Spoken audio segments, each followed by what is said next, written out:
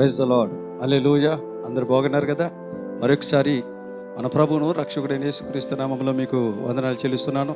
దేవుడు మిమ్మల్ని, మీ పిల్లలు, మీ కుటుంబాన్ని ఆరోగ్యాలతో దేవుడు ప్రతి విధమైన ఆపద నుంచి తప్పించి కాపాడునుగాక.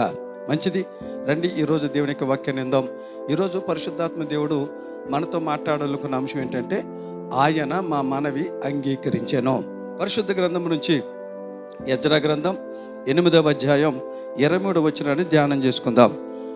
మేము ఉపవాసం ఉండి ఆ సంగతిని బట్టి మా దేవుడిని వేడుకొనగా ఆయన మా మనవని అంగీకరించెను. దేవుడికి మహిమ కలుగునుగాక. ఈ రోజున దేవునికి వాక్యం వింటున్న దేవుని బిడ్డలు గమనించండి.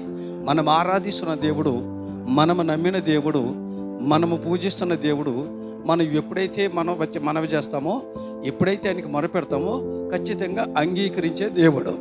దేవుడికి మహిమ కలుగునుగాక. ఆయన మనం మరణం అంగీకరించే దేవుడు, మనం అడిగినవే అంగీకరించి కార్యాలు నెరవేర్చే దేవుడు. ఈ రోజున చదవబడిన లేఖన భాగంలోంచి ఆయన మా మనవులు అంగీకరించాను. నేను ఒక మాట చెప్తా. ఈ రోజున ఎవరి మనవులు దేవుడు అంగీకరిస్తాడు? మన మనవులను, మన విజ్ఞాపనలను, మన యొక్క ప్రార్థనని ఆయన ఏం చేస్తే అంగీకరిస్తాడు అని మనం ఆలోచన చేస్తే, చదవబడిన లేఖన భాగంలో నుంచే యెజ్రా గ్రంథం 8వ అధ్యాయం 23వ వచనంలో మాట ఏంటంటే, ఎవరైతే ఉపవాసం ఉండి దేవుని అడుగుతారో వారి మనవులు తప్పక దేవుడు అంగీకరించునుగాక. దేవుని వాక్యాన్ని వింటున్న దేవుని బిడ్డలారా గమనించండి. ఒకవేళ నీకు ఉపవాసం ఉండే అలవాటు ఉందా? ఈ రోజున ఉపవాస ప్రార్థన చాలా బలమైనది, మన ఆత్మీయ జీవితానికి చాలా ఘనమైనది, విలువైనది. ఈ రోజున మనం చదవబడిన లేఖన భాగంలో ఉన్న మాట్లాడి తెలుసా, మేము ఉపవాసం ఉండి దేవుడికి మనవి చేయగా ఆయన మా మనవి అంగీకరించాడు. ఈ రోజున మనం ఉపవాస ప్రార్థన చేయాలి.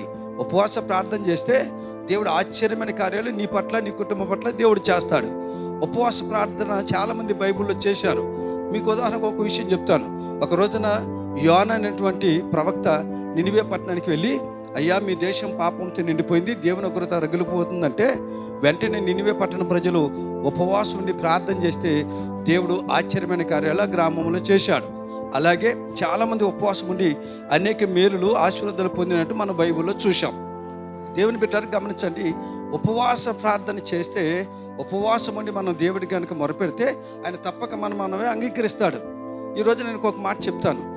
మనం ఉపవాసం ఉండి ప్రార్థన చేస్తే దేవుడు ఎలాంటి కార్యాలు చేస్తాడో, మన మనవలు ఆలకించటమే కాదు, ఆయన ఎలాంటి కార్యాలు చేస్తాడో 1-2 విషయాలు నేను చెప్పి వాక్యాన్ని ముగిస్తాను. దేవునికి మహిమ కలుగునుగాక. ఉపవాసం ఉండి ప్రార్థన చేస్తే దేవుడు చేసే మొదటి కార్యం ఏంటి తెలుసండి?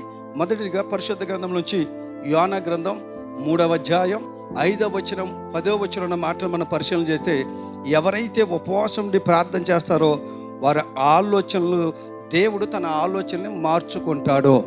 హల్లెలూయా. ఎవరైతే ఉపవాసం ఉండి ప్రార్థన చేస్తారో దేవుడు ఒకవేళ కోపం వచ్చి కీడు చేయాలనుకోండి, యోనా గ్రంథంలో మనం చదివిన మాటలో నినివే పట్టణ ప్రజలకి కీడు చేయాలనుకున్నాడు. కానీ ఎప్పుడైతే వాళ్ళు ఉపవాసం ఉండి ప్రార్థన చేశారో దేవుడు మనసు మార్చుకున్నాడు, తన ఆలోచన మార్చుకున్నాడు. కీడు చేయాలనుకున్నటువంటి వాళ్ళకి దేవుడు మేలు చేశాను. దేవునికి మహిమ కలుగునుగాక. ఈ రోజున ఉపవాసం ఉండి ప్రార్థన చేస్తే మనవి ఆలకించడమే కాదండి, ఆయన చేసే మొదటి మేలు ఏంటి తెలుసా? దేవుడు తన ఆలోచనని మన పట్ల మార్చుకుంటాడు. రెండవది, ఉపవాసం ఉండి ప్రార్థన చేస్తే మన జీవితంలో చేసేటువంటి మేలు ఏంటి తెలుసా అండి? ఎస్తేరు గ్రంథం 4వ అధ్యాయం 15-16 వచనం మాటను బట్టి మనం పరిశీలన చేస్తే, ఉపవాస ప్రార్థన ఎవరైతే చేస్తారో మరణము నుంచి దేవుడు వారిని తప్పిస్తాడు. హల్లెలూయా. మీరు గమనించారా? దేవుని బిడ్డలు గమనించండి. హామాను అనే వ్యక్తి మొర్దెకైని చంపాలనుకున్నప్పుడు మొర్దెకై కూతురైనటువంటి ఎస్తేరు ఉపవాస ప్రార్థన చేస్తే ఆ మొర్దెకైకి రావాల్సిన మరణాన్ని దేవుడు హామానుకు వచ్చేటట్టుగా చేశాడు. ఉపవాస ప్రార్థన మరణం నుంచి తప్పిస్తుంది. ఉపవాస ప్రార్థన దేవుడి ఆలోచనలు మన పట్ల మారుస్తుంది. మేలుకరమైన ఆలోచనలతో ఉపవాస ప్రార్థన దేవుడితో నింపబడుతుంది. కనుక దేవుని బిడ్డ గమనించండి. మనం మనవి చేస్తే దేవుడు తప్పక ఆలకిస్తాడు. ఎలా మనవి చేయాలంటే, ఉపవాసం ఉండి మనవి చేయండి, దేవుడు తన ఆలోచన మార్చుకుంటాడు, మరణం నుంచి తప్పిస్తాడు. దేవుడు మన దీవించునుగాక. ప్రార్థన చేసుకుందాం. ప్రేమ కలిగిన మా తండ్రి, కృప కలిగిన దేవా, నీకు స్తోత్రాలు. ఎత్తబడిన వాక్యాన్ని బట్టి నీ స్తోత్రం. ఈరోజు మా మనవులు ఆలకిస్తాను మీరు మాట ఇచ్చారు. ఇదిగో తండ్రి, ఎవరైతే ఇప్పుడు ఈ సమయంలో ప్రార్థనలు ఏకీభవించి మా మనవులు అంగీకరించమని, ఆలకించమని కోరుకుంటున్నారో వారి ప్రార్థన వారి మనవులు అంగీకరించునుగాక. అంగీకరించి మీరు నాయన మనసు మార్చుకుని ఆశ్చర్యమైన కార్యం జరిగించండి. ఉపవాస ప్రార్థన చేస్తే మరణం నుంచి తప్పిస్తానన్నావు, నా ఆలోచనలు మార్చుకుంటానన్నావు. ఈ రోజు నుంచి వాక్యం బిడ్డలేనా తండ్రి, వాక్యం బిడ్డలు ఉపవాసం ఉండి నీ ద్వారా గొప్ప దీవెనలు పొందుకుని కృప దయచేసి నీ నామానికి మాత్రం మహిమ తెచ్చుకోమని యేసు నామములో అడిగి పొంది ఉన్నాము తండ్రి, ఆమేన్. అందరికి వందనాలు. దేవుడు మిమ్మల్ని దీవించును గాక.